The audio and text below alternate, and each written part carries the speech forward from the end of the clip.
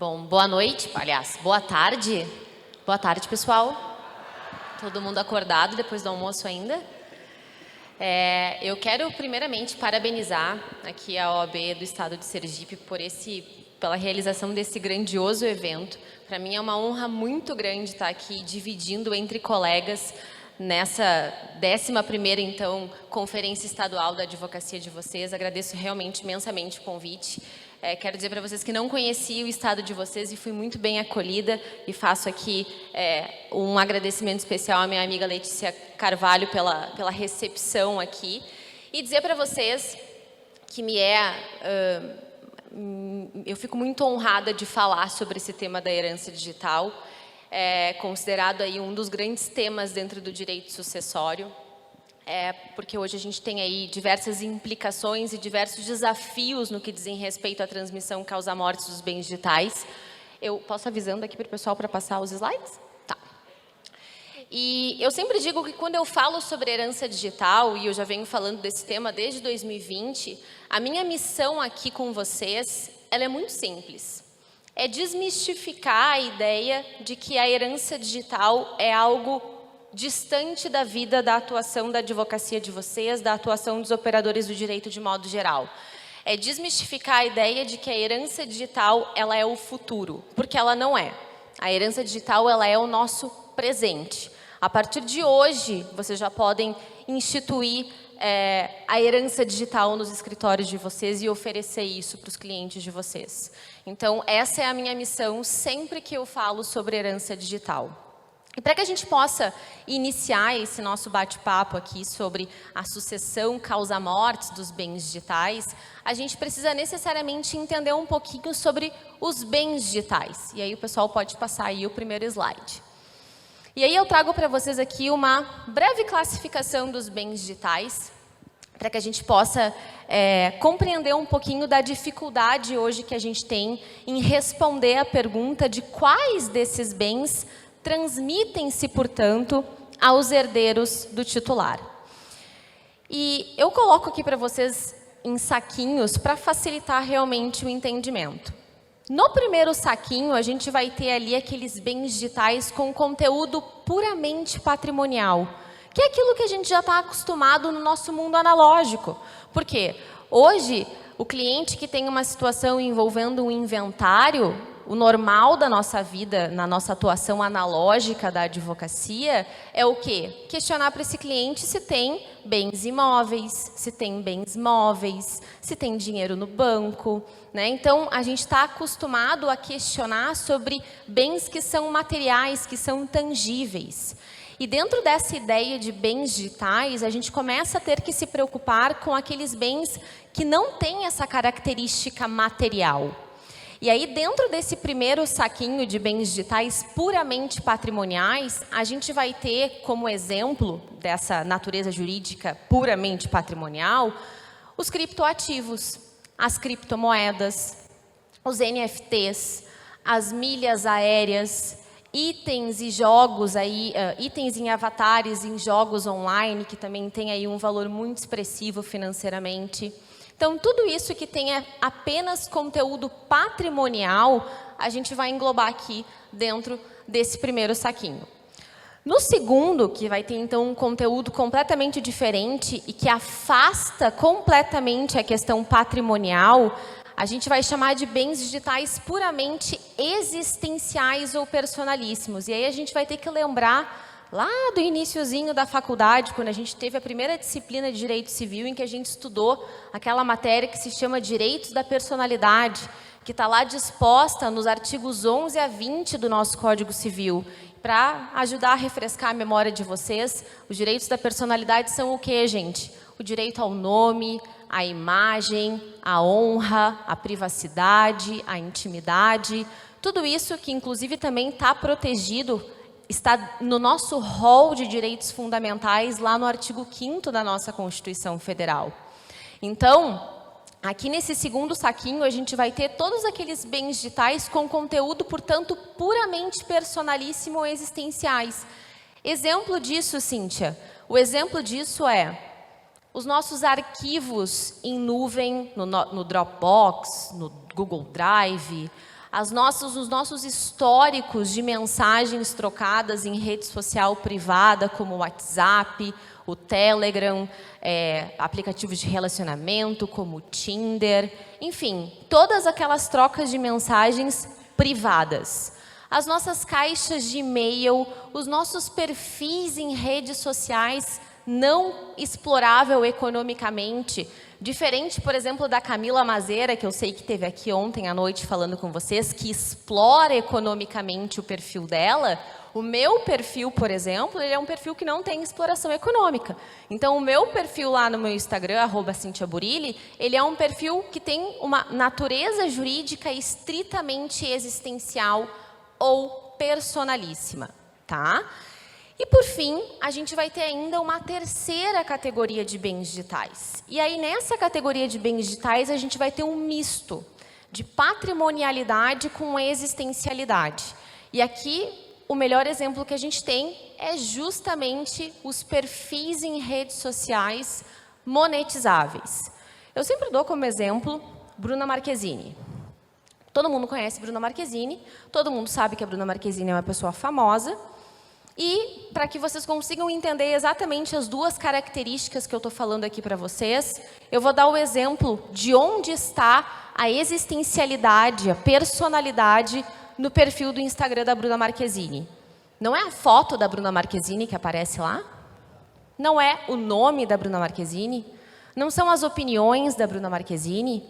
A gente não tem questões relacionadas à vida privada da Bruna Marquezine, porque lá no Instagram, por exemplo, a Bruna Marquezine pode trocar mensagens pelo direct do Instagram, em que ela vai fazer, eventualmente, lá com os crushes dela, com os amigos, familiares.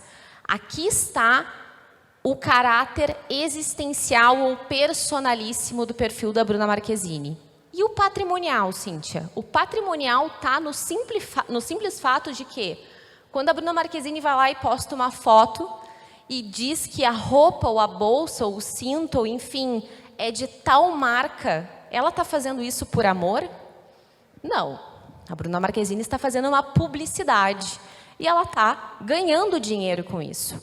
Então, aí a gente tem uma exploração econômica desse perfil e, portanto, torna esse perfil, que além de personalíssimo, também é patrimonial e, por isso, então, a gente joga nesse terceiro saquinho aí dos bens digitais híbridos. Ficou claro para vocês essa diferenciação, gente? É fundamental que vocês entendam essa diferença de natureza jurídica entre os bens digitais para que a gente possa passar para a pergunta do milhão. Pode passar o slide, amigo. E aí, a pergunta do milhão é justamente essa. Quais desses bens, então, que eu trouxe para vocês, transmite-se aos herdeiros? O nosso Código Civil, ele tem a resposta para isso? Porque nós, num país de civil law, em que nós precisamos e nós temos um apego muito grande com a lei, nós sempre queremos encontrar a resposta na lei. E o nosso Código Civil, ele nos traz essa resposta? E antes de eu dizer para vocês se sim ou se não, eu quero dizer para vocês o seguinte: a gente tem que ter em mente que o nosso Código Civil de 2002, sancionado em 2002, por mais cara de novo que tenha, roupagem de novo milênio, ele não é um código novo. O nosso Código Civil, quando foi sancionado, inclusive, sofreu muitas críticas, justamente por ser um código que já nasceu velho. Porque o nosso código passou por 27 anos de tramitação no nosso Congresso Nacional, que, inclusive, infelizmente, é algo que a gente sofre e padece muito hoje ainda, né? E, na realidade, quando aprovou esse texto, em 2002, ele aprovou um texto de mais de 30 anos atrás. Um texto que foi elaborado na década de 70. Ou seja, o nosso Código Civil de 2002, ele nasceu velho. Ele nasceu já com mais de 30 anos. E por mais que a gente tenha aquela sensação de que, nossa, mas o Código Civil foi sancionado em 2002 quando a internet já era difundida no Brasil. Pois é, mas muito embora a gente tenha recebido o nosso código em 2002, a gente precisa lembrar que quando o código foi elaborado, a letra do código foi elaborado na década de 70, quando nós sequer tínhamos internet no Brasil. A internet chegou no Brasil em 1988.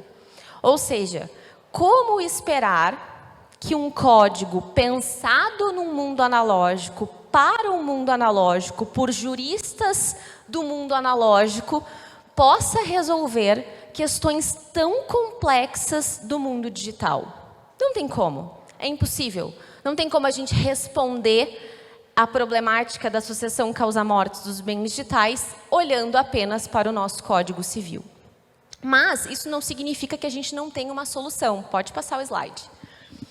E, por mais que nós já tenhamos, e adianto para vocês, dando um spoiler, mais de 15 projetos de lei tramitando ou que já tramitaram no nosso Congresso Nacional visando regulamentar a herança digital, nós não temos, então, uma regulamentação específica da temática. E penso que vamos ter. A médio e longo prazo teremos. Enquanto nós não temos, nós, enquanto operadores do direito, quando não temos uma legislação que nos dê o norte, nós recorremos a quem? A doutrina. E hoje, nós temos duas formas, duas possíveis respostas à sucessão causa-mortes dos bens digitais. A primeira delas diz o seguinte: todas aquelas 3 categorias de bens digitais que eu falei para vocês, para esse primeiro entendimento, vai falar o seguinte: transmite-se automaticamente aos herdeiros com a morte do titular, exceto se houver disposição em sentido contrário. Ou seja, todas as mensagens, todos os históricos de mensagem que vocês têm no WhatsApp, no Tinder, no Instagram, nas caixas de e-mail de vocês, tudo isso seria acessado pelos herdeiros de vocês. Para vocês está tudo bem isso? Vocês ficam tranquilos com isso? Gente, vocês ficam tranquilos com isso? Não, né? Eu sei que a gente vive um momento em que dizer que a gente se importa com que a nossa intimidade, a nossa privacidade, ela seja ameaçada por terceiros, parece um pouco estranho, e parece que a gente está querendo esconder algo. Mas, na realidade, o normal é a gente achar estranho isso. Hoje a gente vive um momento em que a intimidade e a privacidade, elas estão um tanto mitigadas, e as pessoas hoje elas têm muito acesso pelas redes sociais, pelos Instagram, enfim. Antigamente a gente precisava ser convidado para ir para a casa da pessoa, para conhecer o interior da casa da pessoa. Hoje a gente conhece o interior da casa de todo mundo pelas redes sociais. Então, por mais que a gente ache estranho ou que a gente fique com medo de dizer que a gente se importa, esses são direitos fundamentais que estão previstos a inviolabilidade dele lá na nossa Constituição, no artigo 5º. E a partir, então, dessa preocupação de que nós não podemos, como regra, violar direitos fundamentais, é que surge, então, um segundo entendimento que diz: opa, pera lá, nós vamos transmitir, sim, questões que têm um conteúdo puramente patrimonial, como regra dentro do direito sucessório, mas, em relação às questões que tenham conteúdo existenciais, como regra, elas não serão transmitidas, exceto se houver disposição nesse sentido pelo titular, percebam que é a lógica inversa da corrente anterior, e não violar direitos de terceiros. Porque eu não sei vocês, mas quando eu converso no privado com alguém, eu tenho uma expectativa de privacidade. Vocês conversam com alguém no privado pensando: se essa pessoa vier a falecer, os herdeiros dela vão ter acesso às mensagens que eu troco? E quando a gente pensa isso, gente, eu sei que o brasileiro ele adora isso, né? Ele tem um fetiche quase pela tragédia do outro, né? Então, vocês querem ver a pessoa ganhar seguidores nas redes sociais, ela tomar um chifre, ou ela morrer. É a coisa mais certa. Vou dar um exemplo para vocês. Mayra Card. Quem aqui é mais jovem vai saber de quem eu estou falando. Mayra Card é a pessoa que mais consegue transformar um chifre em dinheiro, né? Todo mundo sabe que ela ganhou um chifre, ou vários, do Arthur Aguiar, e ela ganhou fortunas em cima disso, né? O brasileiro, ele gosta. A Marília Mendonça ganhou mais de 6 milhões de seguidores depois da morte dela. Gugu Liberato, da mesma forma. Paulo Gustavo. A gente tem esse fenômeno no Brasil de uma forma muito clara das pessoas realmente gostarem, né, de acompanhar a tragédia alheia. Então, o que a gente precisa entender aqui? Bom, vai se transmitir as questões patrimoniais, não se transmite as questões existenciais, exceto, portanto, se houver disposição nesse sentido pelo titular e não violar os direitos de terceiros, por uma expectativa legítima de privacidade, já inclusive reconhecida pelo STJ na relatoria da ministra Nancy Andrighi, no RESP, se alguém quiser anotar, 1.878.651 de São Paulo. Então, não podemos, como regra, violar direitos fundamentais. Transmitimos, sim, questões patrimoniais e, em regra, questões existenciais, não. Pode passar o slide, por favor. E aí, a gente tem, vocês podem ficar me perguntando, Cíntia, dentro ali daqueles saquinhos, tu deixou ali os bens híbridos meio dentro e meio fora. Porque é claro, né, gente, como eu falei para vocês da Bruna Marquezine, que segue viva, mas vou trazer aqui o exemplo da rainha da sofrência, Marília Mendonça, que tem aí um perfil que continua ativo, e para quem segue a cantora vê que ela continua movimentando, porque esse perfil vale dinheiro e esse valor precisa sim ser transmitido aos herdeiros. O que a gente precisa manter na não transmissão é justamente a questão existencial desse perfil. E a gente pode, inclusive, fazer uma analogia em relação à lei de direitos autorais, que traz a questão também de questões patrimoniais transmitidas aos herdeiros e de direitos morais que morrem com o artista, com o seu falecimento. Então, a gente vai ter aí, dentro dessa ideia de bens híbridos, essa divisão transmitindo aquilo que é patrimonial. Pode passar. Não temos legislação ainda, mas nós já temos 2 enunciados muito importantes que nos dão aí vários caminhos. O primeiro deles é o enunciado 40 do IBDFAN, que vai nessa mesma linha dessa segunda corrente, no sentido de não transmitir questões existenciais como regra, e também o enunciado 687 da 9ª Jornada de Direito Civil, que traz a possibilidade de planejamento sucessório dos bens digitais, ou seja, de se poder dispor dos bens digitais em testamento ou codicilo. Pode passar, por favor. E, além, então, dos enunciados, para quem aí quiser continuar aprofundando os estudos na herança digital, também tem o meu livro, que está aí na pré-venda já na 3ª tiragem. Deixei o QR Code aqui para vocês, em que eu trago aí algumas mais provocações no que diz respeito à sucessão causa-morte dos bens digitais. Pode passar também de novo. E dizer para vocês que esse tema, eu trouxe aqui a cereja do bolo para vocês, no sentido de uma das discussões, ou talvez da principal discussão que a gente tem em torno dele, mas é um tema que, daí para frente, quando a gente fala em inventário envolvendo bens digitais, a gente tem mais uma outra série de discussões, ou seja, é algo que a gente precisa continuar construindo, continuar se qualificando, e eu tenho certeza que vocês estão num espaço aqui que justamente busca isso. Então eu quero agradecer a presença de todos vocês aqui, convidar vocês para a gente continuar conectados aqui pelas redes sociais, para que a gente possa dar conta de todas essas novidades tecnológicas que necessariamente implicam na nossa atuação, considerando aí a dinamicidade do direito. E eu sempre digo, né, não adianta a gente dizer que a gente não gosta das novas tecnologias, que a gente não gosta do mundo digital. Essa não é mais uma questão de escolha, né? Ou tu tá por dentro disso e tu entra nesse novo mercado, ou tu vai ficar aí completamente ultrapassado. Então, quero agradecer mais uma vez a presença de todas, de todos, e sigamos conectados aí pelas redes sociais. Muito obrigada.